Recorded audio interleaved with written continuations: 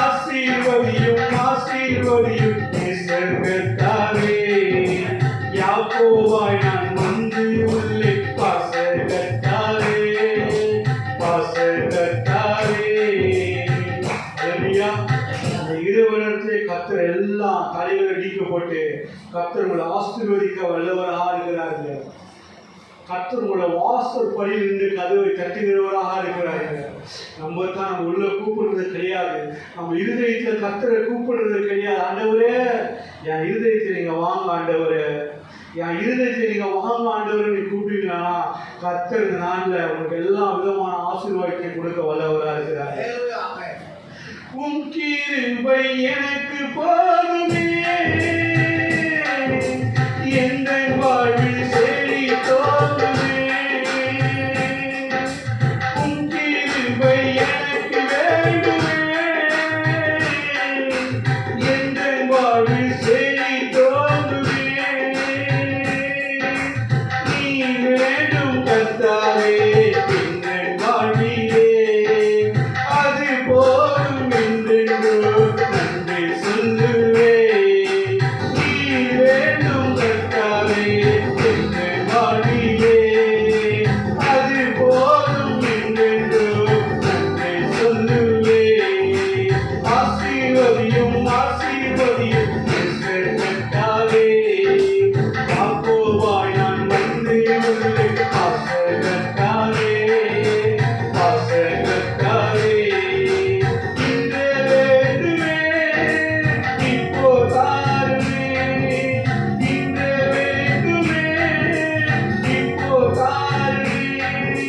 பொழுதே விடிந்தாலோ உண்மை வீரேடி, பொழுதே விடிந்தாலோ உண்மை வீரேடி. சொல்லுங்க, பொழுதே விடிந்தாலோ உண்மை வீரேடி, பொழுதே விடிந்தாலோ இமாவா சிவாலா சிவாலா.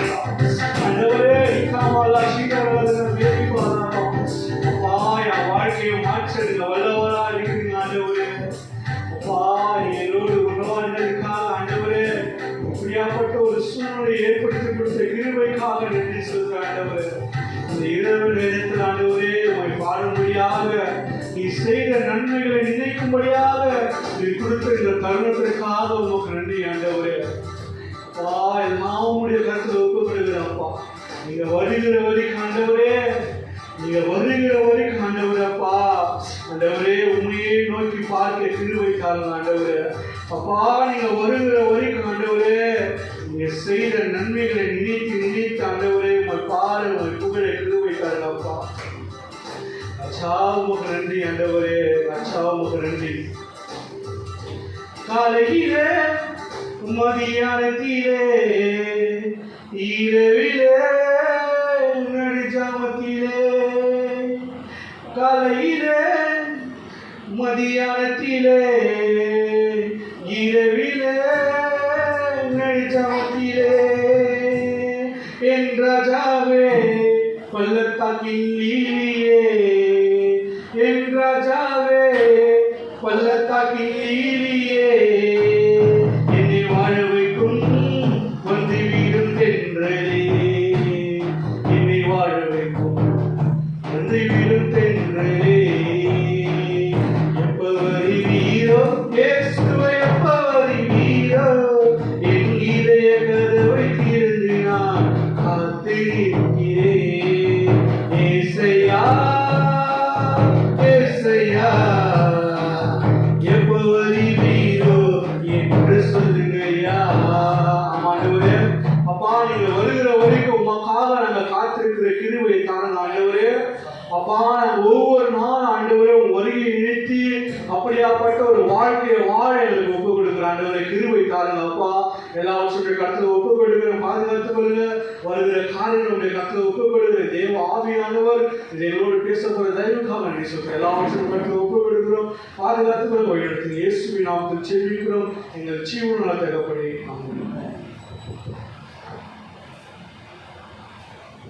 அல்லேலூயா. தூங்குறவங்க அல்லேலூயா சொல்லுங்க. சரி, கர்த்தருடைய மகிமை நம்ம மத்தியில் பெரிதாக இருக்கிறதுக்காக கரங்களை தட்டி கர்த்தருக்கு மகிமை செலுத்துவோமா? உற்சாகமாக கரங்களை தட்டுவோமா? தூங்கக்கூடாது, எல்லாருமே உற்சாகம் எழுதுற மாதிரி இருக்கிறது இல்லையா? இப்போ கூட நம்ம மத்தியில் இருக்கிற ஐயா அவர்கள் கர்த்தருடைய வார்த்தையை கொண்டு வந்திருக்காரு. நிச்சயமாக என்ன இன்னைக்கு இந்த ஆலயத்தில் இருக்கிற உங்களுக்கு என்ன தேவையோ அந்த ஆசீர்வாதம் நிச்சயமா அந்த வார்த்தையில இருந்து கிடைக்கும். அல்லேலூயா. நம்மளா அல்லேலூயா சொல்லாம, விசுவாசிக்கிறவங்க சொல்லாம, சுருக்கமாகவும் இருக்கும், சுருக்கமாக இருக்கும் வார்த்தைங்க நிச்சயமா. ஏன்னா ஆண்டவரோட வார்த்தை காரசாரமானது. அல்லேலூயா. சரி, ஐயா நிச்சயமா கண்டிப்பாக ஒரு மணிக்குள்ள முடிப்பாரு, கவலைப்படாதீங்க. கொடுக்குற வார்த்தையை கவனிச்சே பாருங்க. ஒருவேளை டைம் ஆகிடுமோ அந்த மைண்டில் இருந்தீங்கன்னா கொடுக்குற வார்த்தைகளை காதில் ஏறாது. அல்லேலூயா. சரி ஐயா வாங்க.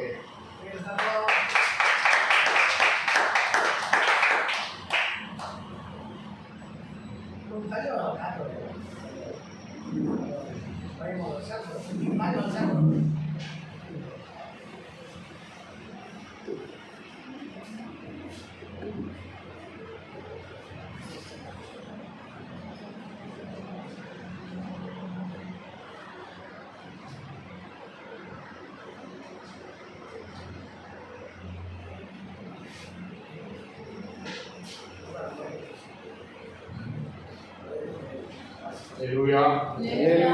ஹல்லேலூயா. எல்லாம் நல்லா ரெண்டு கரத்தை உயர்த்தி தேவ சமூகத்துக்கு நேராக ஹல்லேலூயா. ஹல்லேலூயா. எல்லாம் நல்லா கரங்களை தட்டி தேவனுடைய நாமம் மகிமைப்படுவதாக. நல்ல நல்ல நல்ல நல்ல நல்ல கரத்தை ஆண்டவர் மட்டுமாக ஜீவனோடு கூட வந்த வல்லமைக்காக நன்றி செலுத்துகிறோம். உண்மையாக இது வாய்ப்பு கொடுத்த பெருமானாக இயேசுக்கும் சபை போதகருக்கும் லாசர் ஐயாக்கும் சபை மக்களுக்கும் உள்ளத்தின் ஆழத்தில் நன்றிகளை எடுத்துக்கிறேன். தாமதமாக வந்ததுக்கு ஒரு விஷயம் தயவாக நான் மன்னிக்கும்படியாக கேட்டுக்கிறேன். காரில் வர வேண்டிய சூழ்நிலை, ஆனாலும் வர முடியாத நிலையினால நான் வாகனத்தில் பைக்கில் வந்ததுனால கொஞ்சம் நேரம் ஆச்சு. தயவாக நீங்கள் மன்னிக்கும்படியாக சொல்லிக்கிறேன். உண்மையாகவே ஐயா சொன்னது போல 1 மணிக்குள்ளாகவே நான் முடிச்சிடுவேன், 12:55 முடிச்சிடுவேன். ஒரு 20 நிமிஷம் தான் ஆண்டோட வார்த்தை நான் உனது பேச போகிறேன்.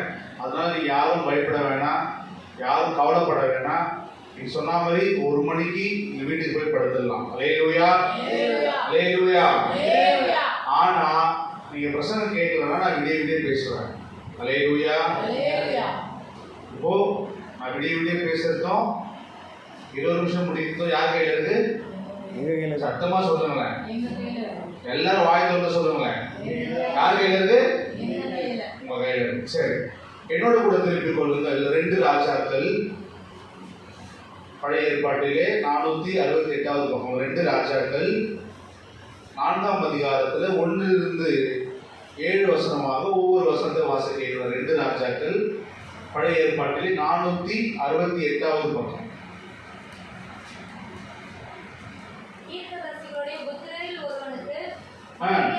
ஒரு ஸ்திரீ எலிசாவை பார்த்து, உமது அடியனாகிய என் புருஷன் இறந்து போனான், உமது அடியான் கர்த்தருக்கு பயந்து நடந்தான் என்பதை அறிவீர்.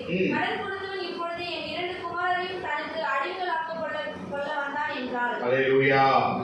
ஒரு 7 வசனம் நம்ம பண்ண போறோம். இதே அதிகாரத்திலிருந்து தான் பார்க்க போறோம். வேற அதிகாரத்துக்கு நான் போக போறது கிடையாது. இது தேவ செய்தியோட தலைப்பு நீங்க ஞாபகம் வைத்துங்க. ஒருவேளை அடுத்த முறை வந்தனா கண்டிப்பா நான் என்ன தலைப்பு கொடுத்து நான் பேசுவேன்.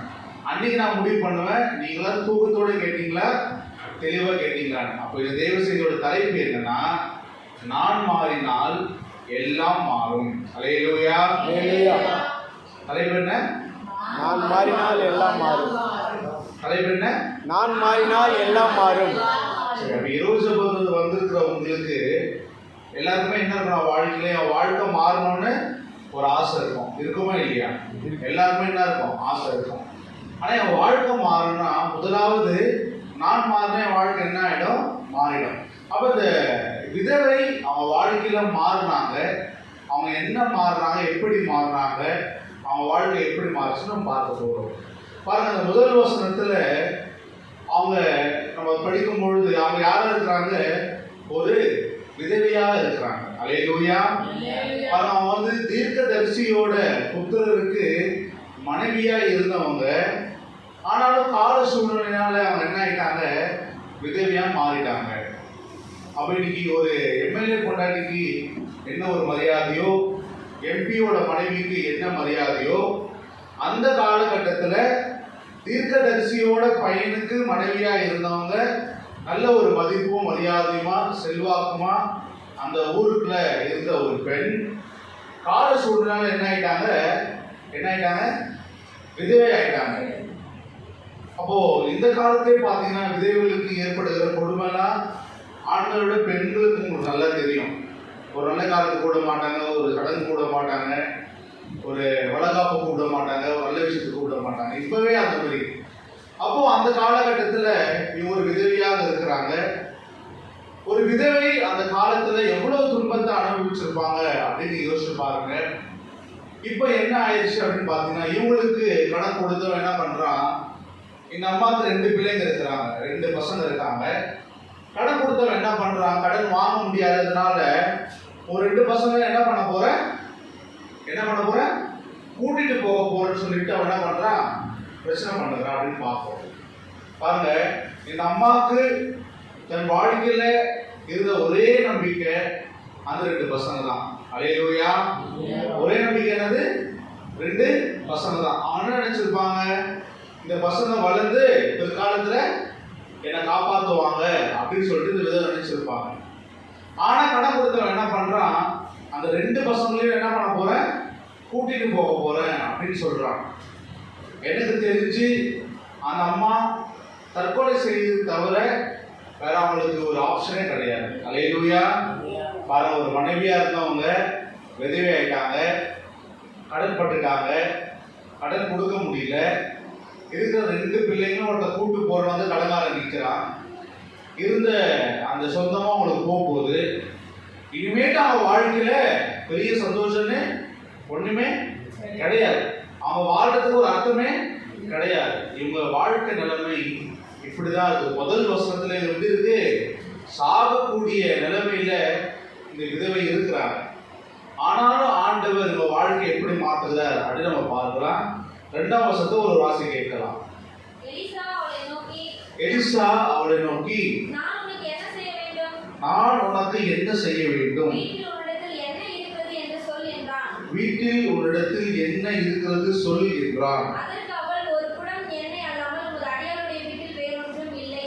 வேறொன்றும் இல்லை என்றாள். அல்லேலூயா. இப்ப பாருங்க, அந்த எலிசா அந்த மகளை பார்த்து கேட்கிறாரு, நான் உனக்கு என்ன செய்ய வேண்டும் கேட்கிறாரு. என்ன கேட்கிறாரு, நான் உனக்கு என்ன செய்ய வேண்டும் அப்படின்னு எலிசா அந்த மகளை பார்த்து கேட்கிறாரு. அப்ப அந்த மகள் சொல்றாங்க, எனக்கு இந்த மாதிரி பிரச்சனைலாம் இருக்கு அப்படின்னு சொல்லிட்டு அப்புறம் அவர் சொல்றாரு, வீட்டுல உங்ககிட்ட என்ன இருக்குன்னு கேட்கிறாரு. வீட்டுல உங்ககிட்ட என்ன இருக்குன்னு சொல்லும் போது அவங்க என்ன சொல்றாங்க, ஒரு குடம் எண்ணெய் இல்லாம என் வீட்டுல வேற ஒண்ணும் இல்லைன்னு சொன்னாங்க. அல்லேலூயா. எல்லா கரங்களை உயர்த்தி அல்லேலூயா. அப்ப முதலாவது இந்த விதவை கிட்ட இருந்து என்ன கத்துக்கணும் அப்படின்னு பாத்தீங்கன்னா, விதவை கிட்ட இருந்து கத்துக்கிறதுக்கு என்னங்க இருக்கு, நான் விதவை விட யாரு ரொம்ப அழகானவன் அழகானவள், நான் விதவை விட யாரு ரொம்ப படிச்சவன், நான் விதவை விட யாரு ரொம்ப பணக்காரன். இந்த விதவை கிட்ட கத்துக்கிறதுக்கு என்ன இருக்கு அப்படின்னு ஒருவேளை நினைச்சீங்கன்னா, ஆண்டவர் அந்த விதவை வைத்துதான் நமக்கு நீங்க பாடத்தை கற்றுக் கொடுக்க போகிறாரு. அல்லேலூயா. இவன் எலிசா கேட்கிறாரு, மகளே உன் வீட்டுல என்ன இருக்கு அப்படின்னு கேட்கும்போது, ஒரு குடம் எண்ணெய் இல்லாமல் என் வீட்டுல ஒண்ணு இல்லைன்னு சொன்னாங்க. அப்போ முதலாவது என்ன கத்துக்கிறோம் இந்த விதவை கிட்ட பாத்தீங்கன்னா, உண்மையை நம்ம கத்துக்கிறோம். அல்லேலூயா. இப்ப இந்த விதவை என்ன சொல்லியிருக்கலாம், இந்த எலிசா கேட்கிறாரு, இவங்க மதிப்பும் தருவாழ இருக்கிறாங்க, கடைக்கார வந்து கேட்கிறான், ஒரு குடம் எண்ணெய் இல்லாம எங்க என்ன சொல்லிருக்கலாம், ஒரு செக்கு என்னதான் இருக்குன்னு சொல்லிருக்கலாம், போய் சொல்லிருக்கலாமா சொல்லக்கூடாது. அல்லேலூயா. என்ன சொல்ற, ஒரு செக்கு மட்டும் நம்ம இருக்குன்னு சொல்லிட்டு வச்சுக்கிற எண்ணெய் நம்ம என்ன பண்ணிக்கலாம், வீட்டுக்கு வச்சுக்கலாம் அப்படின்னு விதை என்ன பண்ணிருக்கலாம், நினைச்சிருக்கலாம். ஆனா அந்த விதை என்ன பண்ணல, அதை நினைக்கல. தன் வீட்டுல என்ன இருந்ததோ உள்ளதை உள்ளபடி தேவனுடைய மனுஷனுக்கு அவர் உண்மையை சொன்னார். அல்லேலூயா. அப்ப முதலாவது இந்த விதைக்கு நம்ம என்ன கத்துக்கணும் அப்படின்னு பாத்தீங்கன்னா உண்மையை கத்துக்கணும். அல்லேலூயா.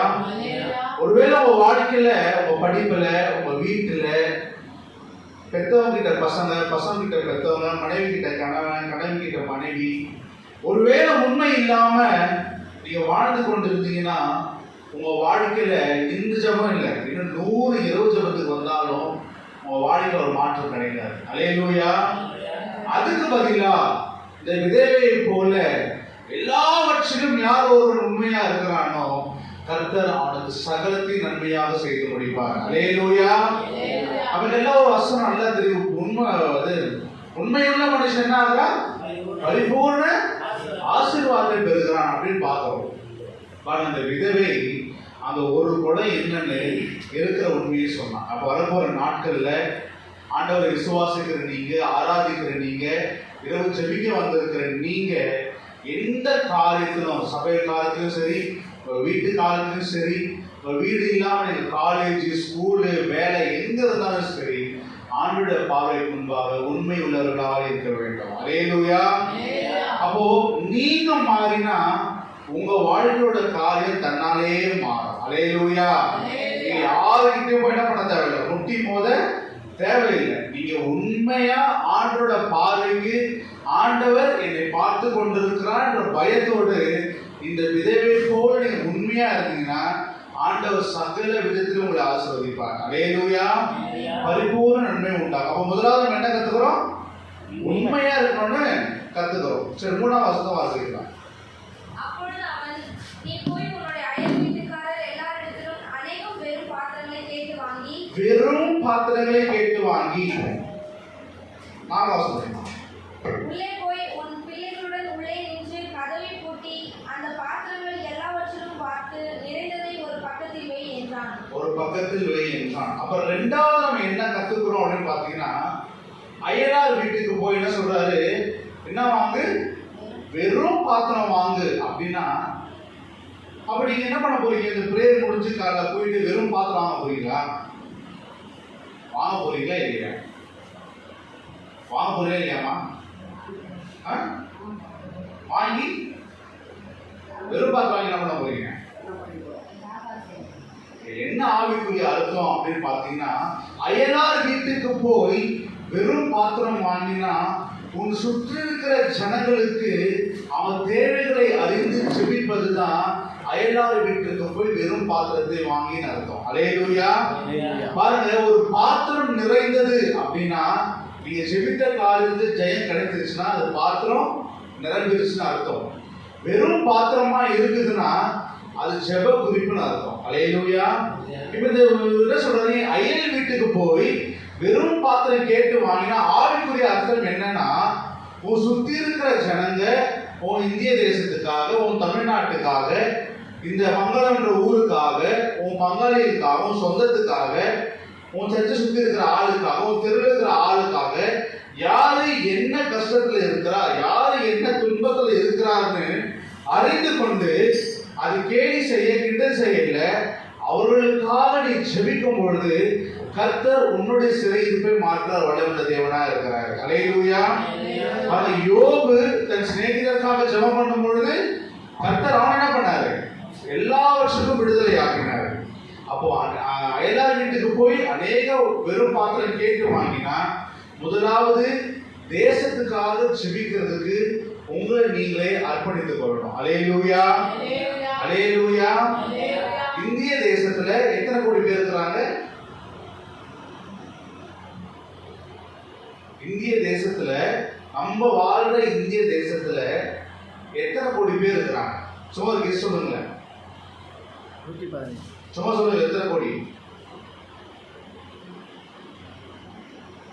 அப்ப பாருங்க எந்த அளவுக்கு நீங்க தேசத்துக்காக ஜெபித்திருக்கீங்கன்னு நன்றாக தெரியுது. அல்லேலூயா. இதுல வெட்கப்படுறதுக்கு ஒண்ணும் கிடையாது. ஆண்டவர் இன்னைக்கு நமக்கு கற்றுக் கொடுத்து நம்மளை உருவாக்குகிறார். அல்லேலூயா. அல்லேலூயா. இந்திய தேசத்துல 144 கோடி ஜனங்கள் இருக்கிறாங்க. நம்ம இந்தியால there is 144 crore people in India.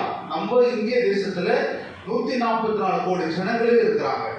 அப்போ அந்த ஜனங்களை நீங்க சும்மா கையில யூடியூப் வச்சிருக்கீங்க, ஃபேஸ்புக் வச்சிருக்கீங்க, கூகுள் வச்சிருக்கீங்க, அதுல போயிட்டு இந்தியா ப்ராப்ளம்ஸ் நீங்க போட்டீங்கன்னா இந்தியாவில் என்னென்ன பிரச்சனை இருக்கோ எல்லா பிரச்சனையும் நான் கூகுள்ல உங்களால பார்க்க முடியும். அப்படியாக யாருமே தெரியாத ஒருவருக்காக, இந்த இந்திய தேசத்துக்காக, இந்த தமிழ்நாட்டில் நடக்கிற பிரச்சனைக்காக ஆண்டவர் இன்றைக்கு உங்களை ஜெபிப்பதற்காக உங்களை எழுப்புகிறார். அல்லேலூயா. இதுவரைக்கும் ஆண்டவரே எனக்கு இதை கொடு, என் அப்பாவுக்கு இது கொடு, என் அம்மாவுக்கு இது கொடு, என் புருஷனுக்கு இது கொடு, என் பொண்டாட்டிக்கு இது கொடு, என் வீட்டுக்கு இது கொடு, அரிசி கொடு, பருப்பு கொடு, எண்ணெய் கொடு, புளி கொடு கேட்டது போதும். இனி இந்திய தேசத்துக்காக, தமிழ்நாட்டுக்காக ஜெபிக்க உங்களை அர்ப்பணித்துக் கொள்ளுங்க. அல்லேலூயா. அப்போ அயல் வீட்டுக்கு போய் வெறும் பாத்திரம் கேட்டு வாங்கினா உன்னை சுற்றி இருக்கிற ஜனங்களோட பிரச்சனையை அறிந்து நீ தேவ சமூகத்துல கண்ணீர் வடித்து ஜெபிக்கும் பொழுது ஆண்டவர் உன் கண்ணீரை மாற்றால் வல்லமுள்ள தேவனா இருக்கிறார். அல்லேலூயா. அப்போ இப்ப யார் மாறணும்? நம்ம தான் மாறணும். அல்லேலூயா. இந்த தேவ செய்தியோட தலைப்பு என்ன? நான் மாறினால் எல்லாம் மாறும் அப்படின்னு பார்ப்போம். இது ரெண்டாவது இப்ப என்ன கத்துக்கிறோம் அப்படின்னு பாத்தீங்கன்னா, தேசத்துக்காக ஜெபிக்கணும்னு நம்ம கத்துக்கிறோம். அல்லேலூயா. இந்த 4ஆம் வசனத்தை நீங்க வாசிங்க. அப்ப என்ன சொல்றாருன்னா, நீ என்ன பண்ண, பாத்திரத்தெல்லாம் எடுத்துட்டு என்ன பண்ணு, உன் வீட்டுக்குள்ள போய் உன் கதவை சாத்தி அதை என்ன பண்ண, ஒவ்வொரு குடமா பாரு அப்படின்னு சொன்னார். இப்ப இதுக்கு என்ன ஆவிக்குரிய அர்த்தம் அப்படின்னு பாத்தீங்கன்னா, ஒவ்வொரு நாளும் வந்திருக்கிற குடும்பமாக நீங்க தூங்க போவதற்கு முன்பாக உங்க அறை வீட்டை சாத்தி கொண்டு அட்லீஸ்ட் ஒரு அரை மணி நேரமாவது குடும்ப ஜபத்தை ஏறெடுக்க வேண்டும். அல்லேலூயா. 4ஆம் வசனத்தோட வாசிமா. உள்ளே போய் உன் பிள்ளைகளுடன் உள்ளே நின்று கதவை பூட்டி அந்த பாத்திரங்கள் எல்லாவற்றிலும் பார்த்து நிறைந்ததை ஒரு பக்கத்தில் வை என்றான். அல்லேலூயா. இனிமேல் வரப்போற நாட்கள்ல உங்க வீட்டில் இருக்க உங்க கதவை பூட்டி உள்ளே போய், பிள்ளைகள் இருந்தா பிள்ளைகள் பெற்றோருடன், பெற்றோர் இருந்தால் பெற்றோர் பிள்ளைகளுடன் நீங்க சேர்ந்து, இன்னைக்கு டேட் என்ன? 9ஆம் தேதியா? 9ஆம் தேதி வியாழக்கிழமையா? இந்த தேதியிலிருந்து 8 புதன்கிழமையா? இந்த தேதியிலிருந்து நீங்க என்ன பண்ணணும் அப்படின்னு பாத்தீங்கன்னா, ஒவ்வொரு நாளும் குடும்ப ஜபத்தை ஏறெடுக்கணும். அல்லேலூயா. எத்தனை பேர் குடும்ப ஜபம் செய்றீங்க? கை தூக்க வேண்டாம். உங்க மனசுக்கே தெரியும் குடும்ப ஜபம் செய்றீங்களா இல்லையான்னு உங்க மனசாட்சிக்கு தெரியும். அப்ப ஆண்டவர் 3வது காரியமும் என்ன கற்றுக் கொடுக்கிறாருன்னா, இதுவரை நீங்க செஞ்சிருப்பீங்க, செய்யாம இருந்திருப்பீங்க, இல்ல செஞ்சு விட்டுருப்பீங்க. மறுபடியும் ஆண்டவர் உங்க சபையை பார்த்து, உங்களை பார்த்து, யாரோ ஒருவருக்கு பிரசவம் அல்ல, உட்கார்ந்துக்கிற ஒவ்வொருவருக்கும் தான் பிரசனம். அல்லேலூயா. பேசுகிற எனக்கு தானே பிரசனம். அல்லேலூயா. ஐயோ, பக்கத்துல இருக்கிற அக்காவுக்கு என்ன பண்றாரு? அவரு பேசுறாரு? இல்ல. பக்கத்துல இருக்கிற அண்ணனுக்கு தான் அவர் பேசுறாரு? இல்ல. ஆண்டவர் உனக்கு தான் பேசுறாரு, ஆண்டவர் எனக்கு தான் பேசுறாருன்னு நினைக்க வேண்டும். அல்லேலூயா. இந்த காரியம் நம்ம என்ன கத்துக்கிறோம் அப்படின்னா, ஒவ்வொரு நாளும் அட்லீஸ்ட் மினிமம் சொல்றேன், ஒரு 1/2 hour ஆச்சு குடும்பமாக தேசத்துக்காக நீங்க மன்றாட வேண்டும். அல்லேலூயா. ஃபர்ஸ்ட் இந்த விதத்துல நம்ம என்ன கத்துக்கணும்னு பாத்தீங்கன்னா, உண்மையா இருக்கணும்னு கத்துக்கணும். 2வது தேசத்துக்காக ஜெபிக்கணும், தேசோட பிரச்சனைகளை அறிந்து ஜெபிக்கணும் அப்படின்னு பார்த்தோம். 3வது என்ன பார்க்கிறோம்? தன் வீட்டுக்குள்ள தன் குடும்பத்தோடு சேர்ந்து இரவுல குடும்ப ஜெபத்தை ஏறெடுக்கிறோம்னு பார்த்துருக்கோம். குடும்பத்துல 5 பேர் 4 பேர்னா எல்லாருமே ஜெபம் பண்ணுவாங்க கிடையாது. யாரும் 2 பேர் தான் பண்ணுவாங்க, 3 பேர் தான் பண்ணுவாங்க. ஆண்டவர் ஏற்றுக்கொள்ளாம இருப்பான். பரவாயில்ல, அந்த 2 பேரோட என்ன பண்ணுங்க, ஜெபம் பண்ணுங்க. 2 பேர் கூட இல்லையா, ஒரு குடும்பத்துல ஒருத்ததான் ரட்சிக்கப்பட்டிருக்கீங்களா, ஒருத்ததான் இருக்கீங்களா, உங்க கரம் மாத்திரம் அல்ல, உங்க கரத்தோடு பரிசுத்த ஆவியானவர் கரம் சேர்ந்து அவர்களோடு கூட ஜெபிப்பார். அல்லேலூயா. நான் மட்டுமே வீட்டில் ஜெபிக்கிறேன்னு சோர்ந்து போகாதீங்க. உங்களோடு பரிசுத்த ஆவியானவரும் சேர்ந்து உங்களுக்காக அவர் வாக்கு கடங்காத பெருமூச்சோடு அவர் ஜெபம் பண்ணுவார். அல்லேலூயா. அப்ப 3வது என்ன பார்த்திருக்கிறோம்? குடும்பத்தோட ஜெபிக்கணும்னு பார்த்திருக்கிறோம். 5வது வசனத்தை வாசிக்கிறோம் வேகமா. அவள் அவனிடத்திலிருந்து போய் தன் பிள்ளைகளுடன் கதவை பூட்டிக் கொண்டு பாத்திரங்களை அவனுக்கு கொடுக்க அவள் அவைகளை பார்த்தாள். அந்த பாத்திரங்கள் நிறைந்த பின் அவள் தன் மகன் ஒருவனை நோக்கி இன்னும் ஒரு பாத்திரம் கொண்டு வா என்றாள். அதற்கு அவன் வேறு பாத்திரம் இல்லை என்றான். அப்பொழுது எண்ணெய் நின்று போயிற்று. அவள் போய் தேவனுடைய மனுஷனுக்கு அதை அறிவித்தாள். அப்பொழுது அவன், நீ போய் அந்த எண்ணெயை விற்று உன் கடனை தீர்த்து மீதத்தை கொண்டு நீயும் உன் பிள்ளைகளும் ஜீவனம் பண்ணுங்கள் என்றான். அல்லேலூயா. அப்ப 7ஆம் வசனத்துல 4வது நம்ம கடைசியா என்ன கத்துக்கிறோம் அப்படின்னு பாத்தீங்கன்னா, உங்க வாழ்க்கையில என்ன நன்மை நடந்தாலும் சரி, இல்ல என்ன தீமை நடந்தாலும் சரி, முதலாவது உங்களுக்குன்னு கொடுத்திருக்கிற உங்க தேவனுடைய மனுஷன் உங்க பாஸ்டர் கிட்ட முதல்ல ஓடி வந்து சொல்லணும். அல்லேலூயா. பாஸ்டர் கிட்ட சொல்லணும்னா என்ன அர்த்தம்னா, நீ சின்ன ஒரு குண்டுமணி வாங்கினா கூட, சின்ன ஒரு கோணூசி வாங்கினா கூட, சின்ன ஒரு சைக்கிள் வாங்கினா கூட ஆண்டவர் சமூகத்துல ஓடி வந்து நீங்க சாட்சி கொடுக்கிற பிள்ளையா இருக்க வேண்டும். அல்லேலூயா. ஏன் தெரியுமா? இந்த 7ஆம் வசனத்துல பாரு, அந்த மகள் அதெல்லாம் செஞ்சு அந்த எண்ணெல்லாம் ஃபுல்லாச்சு ஓடி வந்து அந்த எலிசாந்த தேவ மனுஷன்கிட்ட சொல்றான், நீங்க சொன்ன மாதிரி நான் என்ன பண்ணேன் செஞ்சேன், எல்லா பாத்திரமும் என்ன ஆயிடுச்சு, எண்ணெயில நிரம்பி போயிருச்சு அப்படின்னு சொன்னான். இப்போ அந்த எலிசா என்ன சொல்றாரு, நீ இப்ப என்ன பண்ண, அந்த எண்ணெயில என்ன பண்ண வித்துட்டு அதுல வர காசுல உன் கடனை அடைச்சிட்டு நிம்மதியா இருன்னு சொன்னாரு. ஒருவேளை இந்த பெண் வந்து எலிசா கிட்ட போகாம, அப்பா நம்ம ஒரு குடம் வச்சிருந்தோம், 10 குடம் நம்மளுக்கு வந்துருச்சு, இந்த 10 குடத்தை எண்ணெய் நம்ம என்ன பண்ணலாம், நம்மளே வச்சு நம்மளே அப்பம் சுட்டு நம்மளே சாப்பிடலாம் நினைச்சிருந்தாங்கன்னா, ஒரு 6 மாசம் கழிச்சு என்ன இருக்கும், இந்த எண்ணெய் எல்லா எண்ணெயும் காலியாகி திருப்பி இவங்க சாவு நிலைமைக்கு போயிருப்பாங்க. அல்லேலூயா. ஆனாலும் அந்த பெண் ஓடி போய் தேவனுடைய மனுஷன்கிட்ட சொன்னதுனால அவர் ஒரு யோசனை கொடுத்தார். என்ன யோசனை கொடுத்தாருன்னா, இருக்கிற எண்ணெயில நீ என்ன பண்ண, வித்துட்டு வர காசை கடனை அடைச்சிட்டு நீயும் பிள்ளை என்ன பண்ணு, ஜீவனம் பண்ணுங்கன்னு சொல்லிட்டு வாழ்றதுக்கு ஒரு வழியை ஆண்டவர் தேவனுடைய மனுஷன் மூலியமா அவங்களுக்கு காண்பித்தார். அல்லேலூயா. அப்போ உங்களுக்கு கூட வாழ்க்கையில ஒரு நல்லது நடந்தாலும் சரி, ஒரு கெட்டது நடந்தாலும் சரி, ஒரு பணம் வந்தாலும் சரி, பணம் வரலாலும் சரி, எது நடந்தாலும் தேவனுடைய மனுஷனுக்கு ஓடி வந்து சொல்லுங்க. பரிசுத்த ஆவியானவர் அவர் மூலியமா உங்களுக்கு ஆலோசனை கொடுக்கும் பொழுது உங்க வாழ்க்கை ஸ்திரப்படும். அல்லேலூயா.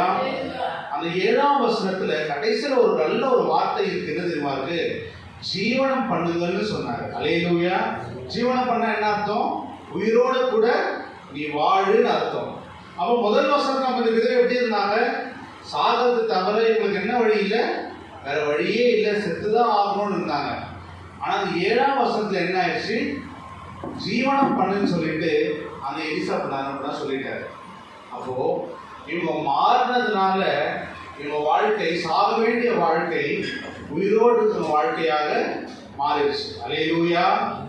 அப்போ 4 விஷயம் நம்ம கத்துக்கணும். என்ன கத்துக்கிட்டோம், முதல்ல எப்படி இருக்கணும், எல்லாம் சொன்னாதான், நீங்க எல்லாம் சொன்னாதான் நம்ம கீழே வைப்பேன். எப்படி இருக்கணும், சத்தமா சொல்லுங்களேன். 2வது தேசத்துக்காக தேசத்தோட பிரச்சனைகளை முதல்ல என்ன பண்ணணும், டைரியில எழுதி அதுக்காக தினந்தோறும் என்ன பண்ணணும், ஜெபிக்கணும். 3வது குடும்ப ஜெபத்தை ஏறெடுக்க ஆரம்பிக்கணும். 4வது உங்களுக்கு என்ன நன்மை ஆண்டவர் செய்தாலும் சபையில சாட்சி உள்ளவர்களாக இருக்க வேண்டும்.